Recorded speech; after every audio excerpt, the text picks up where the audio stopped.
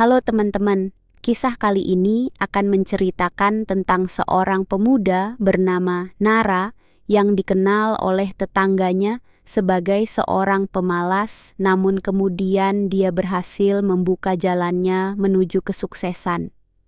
Bagaimanakah kisah seseorang yang selalu menghindar dari kerja keras karena kemalasannya bisa menemukan jalan menuju kesuksesan? Mari kita simak ceritanya. Di sebuah desa kecil yang terlupakan waktu, berdiri sebuah rumah tua di tepi bukit. Atapnya miring, dindingnya penuh retakan, dan pintunya berderit seperti akan runtuh kapan saja. Rumah itu adalah peninggalan kakek Nara, seorang tukang kayu yang dahulu sangat disegani di desa. Setelah sang kakek meninggal, rumah tersebut diwariskan kepada Nara bersama sejumlah kecil tabungan yang kakeknya tinggalkan untuknya. Tabungan itu cukup untuk bertahan hidup sederhana, membeli makanan secukupnya, mengganti pakaian yang sudah usang, dan memperbaiki kerusakan kecil di rumah. Namun, Nara lebih sering mengandalkan kemurahan hati para tetangga yang sesekali membawakannya hasil panen atau masakan mereka. Ia sendiri jarang terlihat bekerja keras, bahkan untuk menjaga rumahnya tetap layak huni. Hingga suatu hari, badai besar melanda desa. Hujan deras disertai angin kencang menghantam rumah-rumah dan dinding ruang tengah rumah Nara ambruk ke tanah. Pagi harinya, ketika orang-orang sibuk memperbaiki kerusakan di rumah mereka, Nara hanya duduk termenung di ambang pintu. "Aku harus memperbaikinya," gumamnya pelan. Seorang tetangga bernama Pak Bima yang terkenal suka membantu sesama kebetulan lewat dan melihat kondisi rumah Nara. "Ini parah, Nak. Kalau kau biarkan, rumahmu bisa rubuh seluruhnya."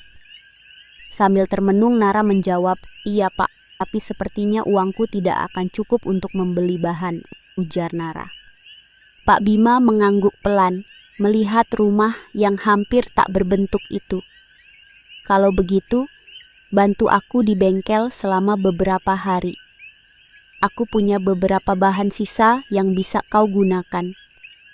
Dengan enggan, Nara setuju. Bekerja di bengkel bukanlah sesuatu yang ia sukai, tapi ia tahu bahwa ini adalah satu-satunya cara untuk menyelamatkan rumahnya. Hari pertama di bengkel, Pak Bima memberikan tugas sederhana, membersihkan meja kerja yang penuh dengan oli dan debu. Nara memandangi meja itu dengan wajah kusut. Ia merasa malas bahkan untuk memulai pekerjaan itu. Mengapa harus repot-repot? Bisa saja dibiarkan begitu saja, pikirnya. Kemudian ia mencampur sabun dengan air di ember, mencelupkan kain lap, dan mulai bekerja. Namun, melihat betapa lambatnya proses itu, ia berhenti sejenak, memandangi sekitar. Ia melihat sebuah botol kecil berisi cairan pembersih yang tampak jarang digunakan. "Kenapa tidak mencoba ini saja?" pikirnya. Ia menyemprotkan cairan itu ke meja dan mendapati oli menghilang lebih cepat. Dalam hitungan menit, meja yang tadinya kotor berubah menjadi bersih berkilau. Pak Bima memperhatikannya dari jauh dengan alis terangkat. Aku tidak pernah berpikir akan menggunakan itu." Gumamnya pelan, namun cukup keras untuk didengar Nara. Untuk pertama kalinya, Nara merasa sedikit bangga. Ia berhasil menemukan cara yang lebih efisien tanpa harus bekerja keras. Hari berikutnya, Nara diminta memindahkan tumpukan kayu besar. Ia mengamati ukuran kayu itu dengan wajah masam. "Kalau aku angkat satu persatu, punggungku bisa patah," gumamnya.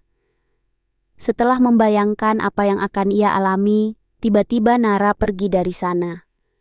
Pak Bima yang melihat tersebut sempat berpikir, apa ia kabur dari pekerjaan ini karena malas harus memindahkannya? Namun selang beberapa waktu, Nara kembali dengan beberapa alat di tangannya. Ternyata ketika pergi tadi Nara berjalan-jalan di sekitar bengkel, mengamati barang-barang di sana, dan akhirnya menemukan roda bekas dan seutas tali. Ia merancang troli sederhana, kemudian menarik semua kayu sekaligus dengan usaha yang jauh lebih sedikit. Tanpa harus mengangkatnya satu persatu, ia bisa menghemat tenaga dengan cara yang lebih efisien. Setelah mengamati gerak-gerik Nara, Pak Bima menyipitkan mata, seolah baru memahami sesuatu. Namun, ia tidak berkata apa-apa selain senyuman kecil. Beberapa hari tanpa terasa sudah Nara lalui bekerja di Pak Bima, hingga akhirnya Nara mendapat bahan-bahan yang dijanjikan. Di atas gerobak kecil, Pak Bima mengantarkan beberapa kayu bekas, seng tua, dan sekotak paku. Ada juga beberapa peralatan sederhana seperti palu kecil, gergaji, dan tali tambang. Ini semua bahan dan alat yang bisa aku berikan. Sebagian besar masih cukup kuat untuk digunakan, meski mungkin tidak terlihat sempurna. Kalau kau kreatif, aku yakin ini cukup untuk memperbaiki rumahmu, kata Pak Bima sambil menepuk pundak Nara. Ketika tiba di rumah, Nara memandangi bahan-bahan itu. Ia tahu dinding rumahnya terlalu besar untuk diperbaiki dengan kayu dan seng yang ada. Namun, daripada menyerah, ia memutar otak. Ia memutuskan untuk membangun penyangga sementara di dalam rumah menggunakan kayu, agar dinding yang lain tidak ikut roboh. Untuk bagian dinding yang sudah runtuh, ia menyusun ulang dengan kombinasi kayu dan seng, menciptakan semacam tambalan darurat. Tetangga-tetangga yang lewat memperhatikan upaya Nara dengan rasa ingin tahu. Beberapa memberikan saran, sementara yang lain mengagumi cara ia menggunakan bahan seadanya untuk menciptakan struktur yang kokoh. Aku pikir rumah ini akan ambruk total, gumam seorang tetangga. Malam itu, saat Nara berbaring di tikarnya, ia memandang langit-langit rumah yang baru diperbaiki. Untuk pertama kalinya, ia merasa puas. Tidak karena pekerjaannya, tetapi karena ia menemukan bahwa dirinya bisa berguna dengan caranya sendiri. Namun, tak lama kemudian, kabar mulai menyebar di desa tentang kepintarannya. Tetangga mulai berdatangan meminta bantuannya untuk menyelesaikan pekerjaan yang mereka anggap sulit.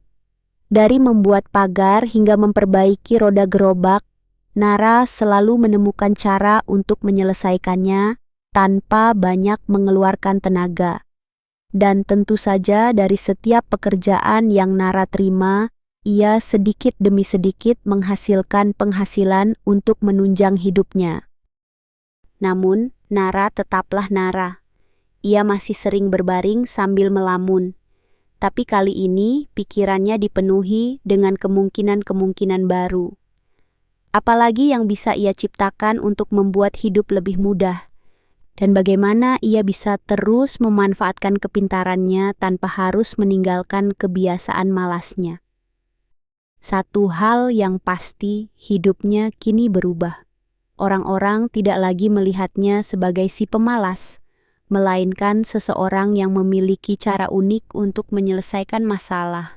Dan setiap kali ada tantangan baru, mereka akan berkata, "Aku penasaran, apalagi yang akan Nara lakukan kali ini?" Kisah Nara mengajarkan kita bahwa kadang keberhasilan datang bukan dari kerja keras yang konvensional, tetapi dari kreativitas dan cara pandang yang berbeda. Nara, yang dikenal malas, justru mampu menyelesaikan masalah dengan solusi sederhana dan cerdas, membuktikan bahwa ada banyak jalan untuk mengatasi tantangan hidup. Dari kisahnya, kita belajar bahwa hidup tidak selalu harus dijalani dengan cara rumit, dan kadang cara yang paling efektif adalah yang paling sederhana. Bagaimana menurut kalian cerita kali ini? Jangan lupa sharing kesan kalian di kolom komen dan tekan tombol like serta share agar lebih banyak orang yang bisa belajar dari kisah ini. Terima kasih telah mendengarkan kisah kami. Sampai jumpa di cerita berikutnya.